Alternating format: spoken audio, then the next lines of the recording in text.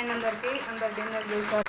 పొద్దున పప్పుచారు చేసిన కదా, అయితే మధ్యాహ్నం సైడ్ పెట్టుకోవడానికి అప్పాలు పెట్టుకొని తిన్నారు. ఇప్పుడైతే పాపడాలు వేస్తున్నాం. పాపడాలు కావాలన్నట, ఇప్పుడు పాపడాలు కావాలి, లేకపోతే ఆమ్లెట్ కావాలన్నట. ఆమ్లెట్ అంతా మంచిది కాదని ఆమ్లెట్ పెట్టట్లేదు, పాపడాలే వేస్తున్నాయి. ఇప్పుడు పప్పుచారులకు పాపడాలు ఏంది అన్నం తినడట వాళ్ళు.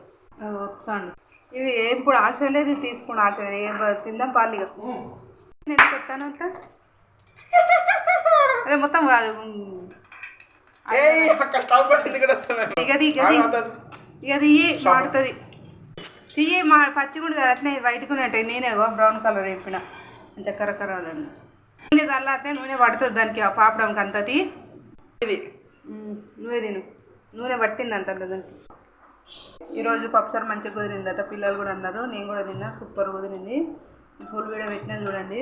ఎప్పుడు కుదరలేదు, ఈసారి పప్పు 1 గంట సేపు నానబెట్టి పప్పుచారు చేసిన, అందుకనే మంచిగా కుదిరింది. పల్లీలు ఎంపినాక వీడియో పెట్టినా కదా, పల్లీలు ఎంపుతంటేనే అప్పటికే 9 అయింది టైము. ఎంపుతంటేనే పాపడాలు ఎంపంటే ఇవి ఎంపి ఇలా ప్లేట్లో చల్లారబెట్టి పాపడాలు ఎంపినా అన్నం తింటున్నా. చోటు